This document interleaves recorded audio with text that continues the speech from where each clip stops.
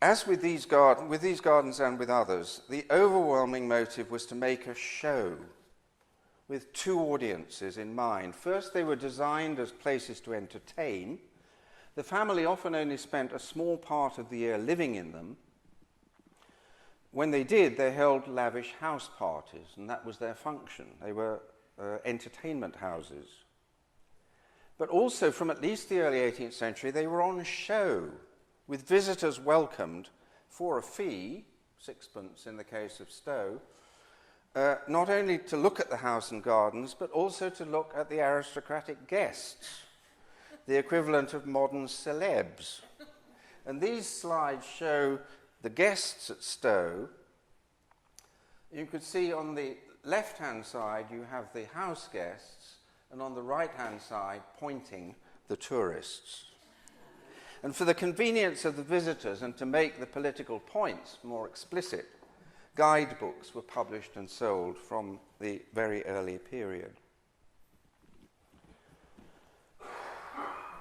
So, I'm halfway through, and I'm arguing that creating a great garden was a massive undertaking, rivaling the really big infrastructure projects of the 18th and 19th centuries. But, and this is my second topic, creating a garden is only the beginning, as we all know. It has to be planted, tended, maintained, renewed, restored. What did all this mean? In looking at this, we're moving from the world of the garden designer, which has often been the focus of garden history, to the world of the head gardener. Our image of the gardener may be that of Mr. McGregor pursuing Peter Rabbit. But in fact, head gardeners were important people, both in fact and in fiction. Devotees of Woodhouse will recall the trepidation with which Lord Emsworth approached Macalister with a request that he should be allowed to cut some flowers. And those of you who've watched Downton Abbey, I'm sure none of you do watch Downton Abbey, but should you happen to do so, you will have noted that among a number of anachronisms, it fails to pay any attention to the gardens, which would definitely have been such an important feature of country house life.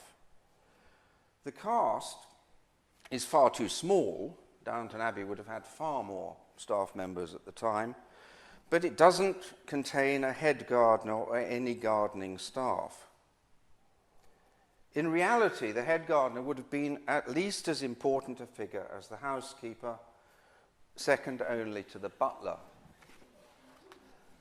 What face might we put to such an important person? Well, something like this. This is John Dewell, and Rest Park provides an early example of this imposing and important person, important enough to the family to have his portrait painted. John Dewell was the head gardener at Rest Park in the early 18th century, in charge of the garden whose picture you saw earlier. He was in charge of a large, though fluctuating, labour force. In September 1717, for example, he had 10 men, 3 boys and 3 women working for him. By the end of the month, it had risen to 25 men, 4 women and 4 boys.